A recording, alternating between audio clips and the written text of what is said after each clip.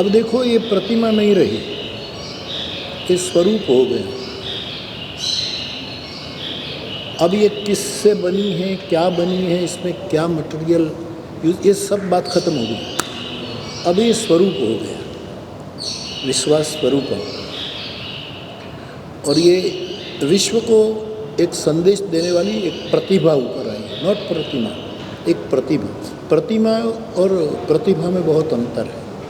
तो मुझे लगता है कि 9 दिन की राम कथा के द्वारा उसका जो विश्वार्पण हुआ, इसमें ऑलरेडी प्राण प्रतिष्ठा हो चुकी है। तो प्राण प्रतिष्ठा वाला ये स्वरूप हमें कल्याण का, सबके मंगल का, सबके आरोग्य का, सर्वे भवन्तु सुखिनः, सर्वे सन्तु निरामयाः, सर्वे भद्राणि पश्यन्तु मा कश्चित् दुख भाग् भवेत्। तो इससे मुझे लगता है कि बहुत बड़ा संदेश जाएगा।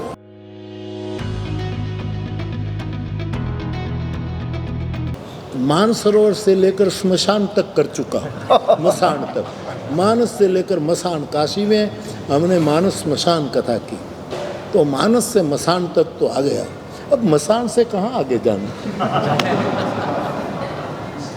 कोई फ्लाइट मिलेगी तो, और कोई बाकी रहेगा। हाँ, एक बात है, हमारी बात चल रही 2 जगह, क्योंकि एक नेपाल में भुसुंडी सरोवर है जहाँ हमने कथा की, जहाँ काकभुसुंडी नीलगिरी पर्वत है, जहाँ भुसुंडी ने गरुड़ को कथा सुनी। लेकिन अपने भारत में भी एक भुसुंडी सरोवर है जो फ्लावर वैली से, हेमकुंड से आगे, लेकिन वहाँ बहुत चारों ओर पहाड़ है। एक छोटा सा था, भैया हेलीकॉप्टर में जाकर 50 आदमी से ज़्यादा, 50 की व्यवस्था करना भी अति कठिन, लेकिन कभी हनुमान जी ने चाहा तो हम वहाँ जा सकते हैं। और दूसरा, हिमालय में हनुमान पुछ, कब क्या है, बंदर पुछ एक स्थान है। जब रामकाल बीता और महाभारत के काल में हनुमान जी वहाँ कथा सुन, वहाँ गंधर्व लोग आते थे और कथा सुन, वहाँ भीमसेन और हनुमान जी का मिलन भी हुआ। वो स्थान भी खोज लिया गया, तो वो तो शायद सरल भी हो जाए।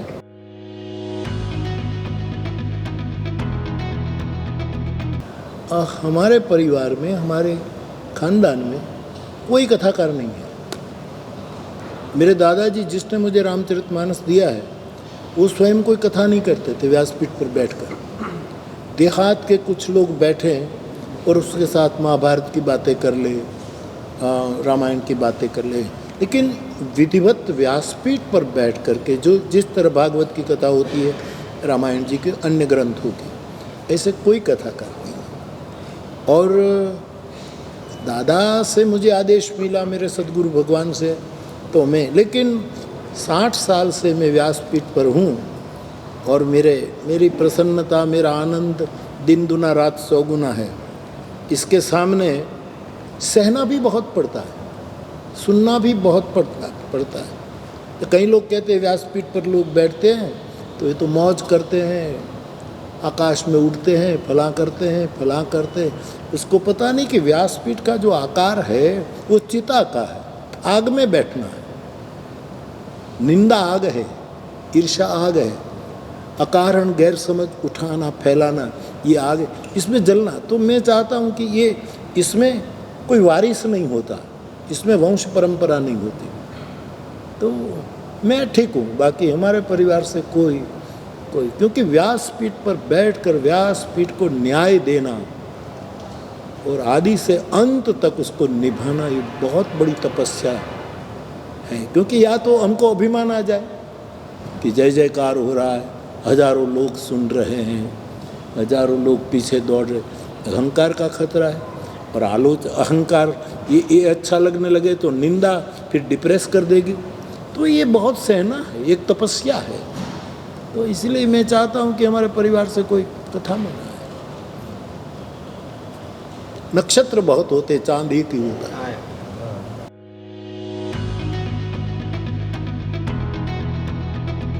देखो, गोस्वामी जी ने जिस रूप में राम राज्य उत्तरकांड में वर्णित किया है, ये आ सकता है।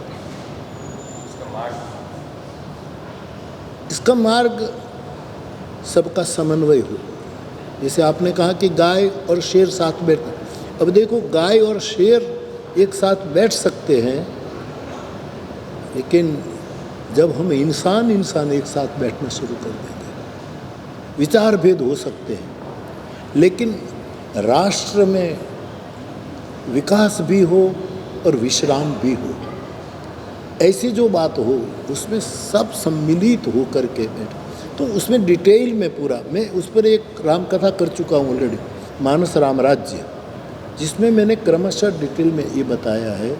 तो एक बहुत बड़ा प्रकरण है जिसमें राम राज्य का विशद वर्णन है, और ये केवल कल्पना, ये केवल ख्वाब नहीं, एक सपना नहीं, हकीकत में ये हम कर सकते हैं और हमारा प्रयास है।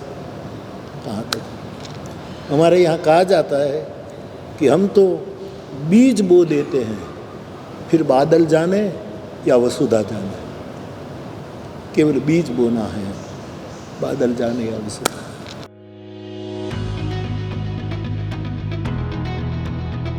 मुझे कई बार ये प्रश्न पूछा गया है, मैं इतना ही कहूँगा कि राजनीति में धर्म होना ही चाहिए,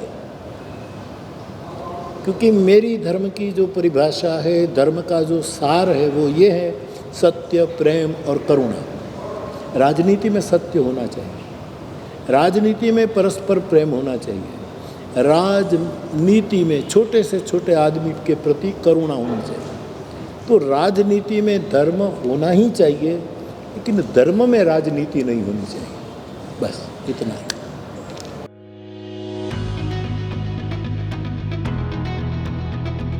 एक समय था, आप भी पुराने समय की बात जानते, देहातों में जो रहे हों, मैं अभी भी देहात में रहता हूँ, कि एक साथ लोग रोटी खाते थे। इसलिए हमारे यहाँ सहना ववतु सहनौ भुनक्तु ये बात आई थी कि ये संग, तो ये पूरा ये लाना पड़ेगा, ये कल्चर फिर से लाना पड़ेगा, क्योंकि आज सब भिन्न भिन्न हो गए। सबका अपना अपना कमरा है, सबने अपने अपनी टीवी है, सबका अपना अपना मोबाइल है। कहीं कहीं कोई मैं नैरोबी में सालों पहले गया, एक बहुत धनवान परिवार में मैं उतरा था, निवास था मेरा।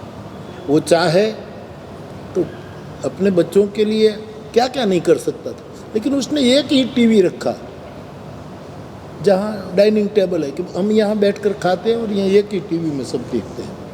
बाकी कोई एक दूसरे को मिलेंगे, भवन में एक होगा, लेकिन खबर नहीं एक इस उसमें एक उसमें, तो समाज परिवार टूटता जा रहा है।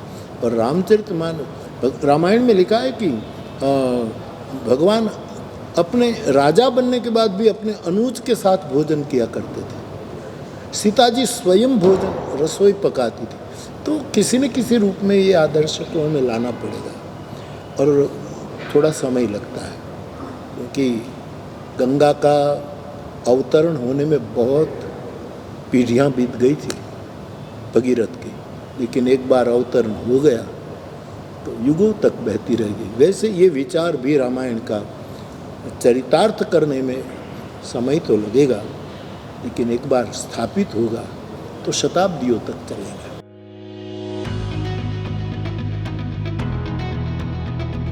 तो मैं एक ही बात कहता रहता हूँ कि पत्रकार हनुमान जी जैसा होना चाहिए,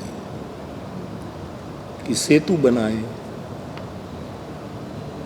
कोई दूर दराज निकल गया उसको संदेश पहुँचाए, सीता को राम से मिलवा दे, राम को सीता, राम सीता मुना पूरा विश्व सबका संकलन करे, सबको जोड़े। पत्रकार मंथरा जैसा नहीं होना चाहिए कि सबको छिन्न भिन्न कर दे, न करे। तो मंथरा ने भी संदेश दिया, राम राज्य होते हुए 24 घंटों में पूरा चित्र बदल गया। पत्रकार चाहे तो पूरा चित्र बदल सकता है, पत्रकार चाहे तो पत्थर को पानी में तैरा सकता है और सेतु बंध भी बना सकता है। अब इनमें से क्या चुनाव करना, वो हमारे विवेक पर आधारित है।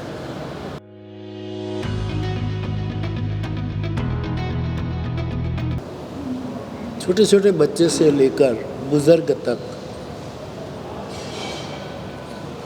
भगवान राम जब वर्तमान थे त्रेता युग में, तब ये सब ये प्रिय सब ही जहाँ लगी प्राणी, सब राम से प्यार करते थे। अब राम नहीं है, लेकिन राम कथा, मुरारी बापू को छोड़ दो, राम कथा है। और राम कथा के नाते मैं 60 साल से महसूस कर रहा हूँ कि सब उसको कुछ नहीं चाहिए, एक अपनी पवित्र निष्ठा लेकर आते हैं व्यासपीठ के पास, और एक मुस्कुराहट चाहिए, मेरे कोई मीठे 2 बोल चाहिए। यही इसीलिए लोग आते हैं, और इसलिए वो मैं कर्जदार हूँ मेरे इन सभी श्रोताओं को, बच्चे से लेकर बुजुर्ग तक, जो इतना प्यार दे रहे हैं। और मुझे बहुत अच्छा लगता है कि राम कथा के कारण ये सब हो रहा है। मुरारी बापू ऐसे ही उदयपुर में आता तो कौन बुलाता, लेकिन राम कथा आई है तो मुरारी बापू हैं। राम कथा हटा दो, मुरारी बापू कुछ नहीं।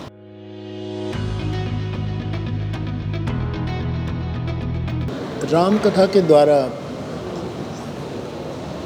मैं किसी को उपदेश नहीं देता, आदेश भी नहीं देता। आपने अच्छा शब्द यूज़ किया, संदेश। संदेश मेरा इतना ही है कि राम का देश है, और राम राज्य में एक सबसे बड़ा संदेश गया, और वो था सब नर कर ही परस्पर प्रीति।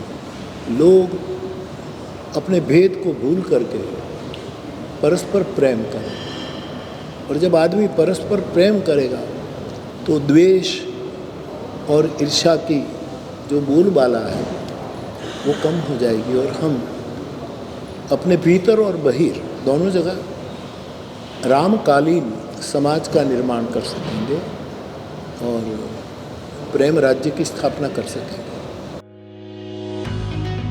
सितारों को आंखों में महफूज रखना, बहुत देर तक रात ही रात होगी, मुसाफिर है हम भी, मुसाफिर हो तुम भी, किसी मोड़ पर फिर मुलाकात होगी। जय सिया राम।